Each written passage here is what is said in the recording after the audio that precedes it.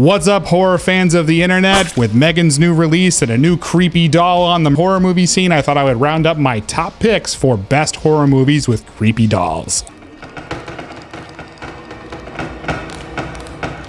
First one on my list is Dead Silence from 2007. This was directed by James Wan. He did Saw and Insidious and The Conjuring. Dead Silence is a horror film about a young widower named Jamie who returns to his hometown after the mysterious death of his wife. As he investigates the circumstances around her death, he begins to uncover a series of dark secrets and a terrifying curse that plagued the town for generations. Very sure. The movie centers around a local town folk tale around Raven's Fair about a ventriloquist named Mary Shaw and her collection of dummies. The movie has a ton of awesome twists and turns, a really cool creepy atmosphere to it too, especially for 2007, and it nails that creepy doll aesthetic perfectly. I don't want to spoil the ending, but the ending is immensely satisfying and a really, really cool twist. Don't scream too much though, because Mary Shaw will take your tongue. Okay, close your eyes. I was waiting on this until the baby, but open your eyes. Definitely not the best movie on this list, but absolutely deserves a spot. Annabelle, 2014, directed by John Leonetti. He did Insidious Chapter 2. One of the more modern versions of the creepy horror doll movie. Annabelle definitely belongs on this list, although it's not the best horror movie. I still enjoy its atmosphere though, and themes of terrifying supernatural occurrences. My husband's coming back. The overall plot of Annabelle is a young couple that experiences increasingly disturbing events involving this scary-ass doll that everyone would honestly throw out, by the way. Just look at it. Shortly after their home is invaded by satanic cultists. I also thought it was cool that the director did most of the tension without actually showing the doll moving around. It's a fun watch. It provides that eerie vibe that we're all looking for. And honestly, if you have kids or if you're in a house with creepy dolls, you're just gonna want to throw them away. We've had a number of potential nannies come through already. Do you think you can manage? The Boy, released in 2016, directed by William Brent Bell. He did Orphan First Kill and The Devil Inside. The Boy is a horror film about a young American woman named Greta who takes a job as a nanny to look after an 8-year-old boy named Brahms. However, things take a sinister turn when she discovers that Brahms is actually just a life-size porcelain doll that the parents hired the nanny to just expect her to treat him as if he was a real child. It's not like other children. It is very important that you follow these rules.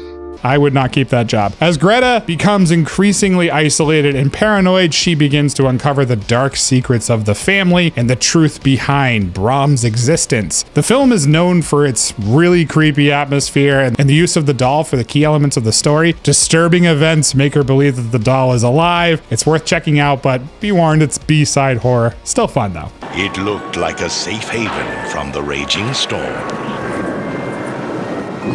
All right, we're going old school. Dolls from 1986, directed by Stuart Gordon. He wrote Reanimator and Far Beyond. This is considered a total cult classic nowadays. Dolls tells a story of a dysfunctional family of 3 that stops by a mansion during a horrible storm, a father and a stepmother and a child. The child discovers, though, that the elderly owners are just magical toy makers and have a haunted collection of dolls. You like toys?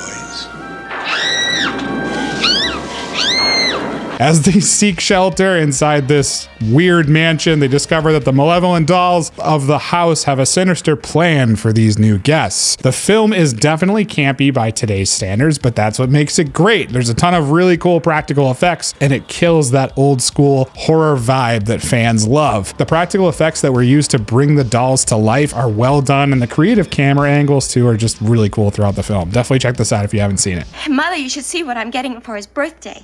It's a genuine Zuni fetish doll.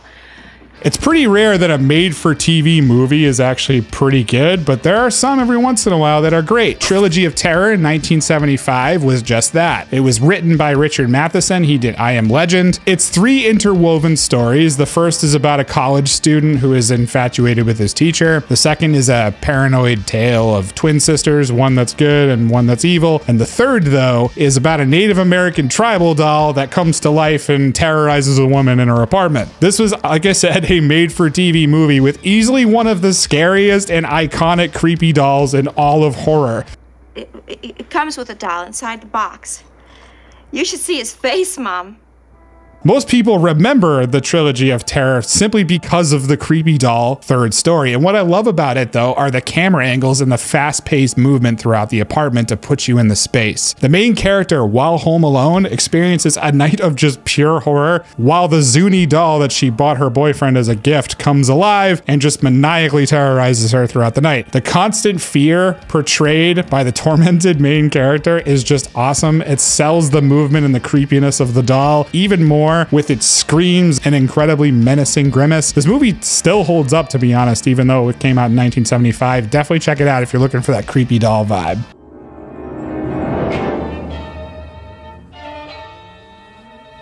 You.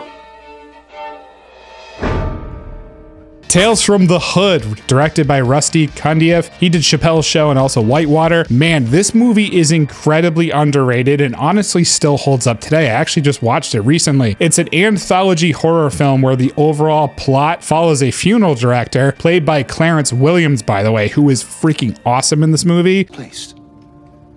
This doll is a place for the soul to survive. The story tells 4 strange tales of horror. The movie is widely recognized, though, for its accomplishments in the African-American horror genre, effectively weaving these tales involved with 3 drug dealers that the funeral director traps in his place of business. One of the tales in particular, though, involves an overly racist politician who's just a total piece of crap, who moves into a mansion which was the site of a horrendous slave massacre that occurred around the time of the Civil War. The voodoo dolls in this story and the practical effects are just creepy and awesome to the max. Practical effects and stop motion telling the tale of the souls that were tragically murdered many years before inhabiting these creepy voodoo dolls and getting their revenge. Some really important commentary too that's totally relevant today. I love this horror movie. Check it out. It is very underrated and underappreciated in my opinion. In a house of mysteries. One of the epic doll horror movies, Puppet Master, released in 1989. In fact, I'm talking about the whole series here. Directed by David Schmoller. He did Tourist Trap in 1979. The plot of this movie is so stupid on paper, but man, I love the campy horror greatness of the Puppet Master series. I have the first movie here on this list because it's my favorite, but I also enjoy 2 and 3 of the Puppet Master series. Overall, the general plot, though, is a group of psychics who are hired by a mysterious puppet maker to investigate the series of strange occurrences at his mansion. And now a box of little toys. I think someone's in the room, Frank. Although they delve deeper into the case, they discover that the puppets in the mansion are actually alive and they are controlled by an ancient Egyptian spell. And the puppet maker has other sinister plans for these people. What's awesome about this movie is the practical effects and stop animation make the puppets just alive, man. The kill scenes are also extremely creative, ton of fun. Highly recommend if you dig the old school horror genre and you're looking more for creepy doll fun.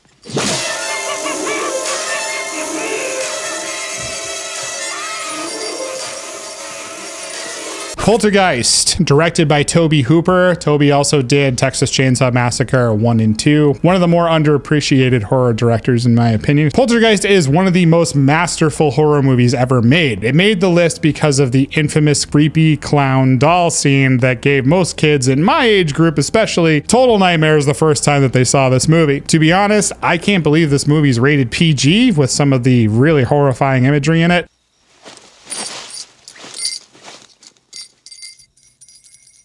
Written by Steven Spielberg, there is that sense of production and pacing that just truly feels iconic for its time. The overall plot, though, follows a story of a family that moves into a new home only to find out that it's been haunted by malevolent spirits. The spirits become increasingly hostile and dangerous, and the family must find a way to confront and defeat the entities before it's too late. To this day, I freaking hate that creepy clown doll. Why any kid would want that toy, even if it wasn't haunted, is beyond me. Throw it away. Seriously.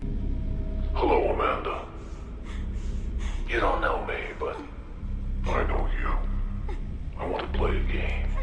Saw, directed by James Wan. Another very solid horror movie franchise. The plot of Saw follows 2 strangers that awaken in a room with no recollection of how they got there in the first place. They soon discover, though, that they are pawns in a deadly game perpetrated by a notorious serial killer. Although the serial killer is dubbed Jigsaw, the puzzle/kill rooms that he designs and the scenes are usually narrated by a creepy doll on a tricycle that always wants to play a game. Although the doll itself doesn't really do anything scary, other than just exist and mouth Jigsaw's horrifying plans for each victim, it definitely belonged on this list because I wouldn't want to be caught alone in a room with that damn thing. I would just bust it apart if my limbs were free. This is Megan.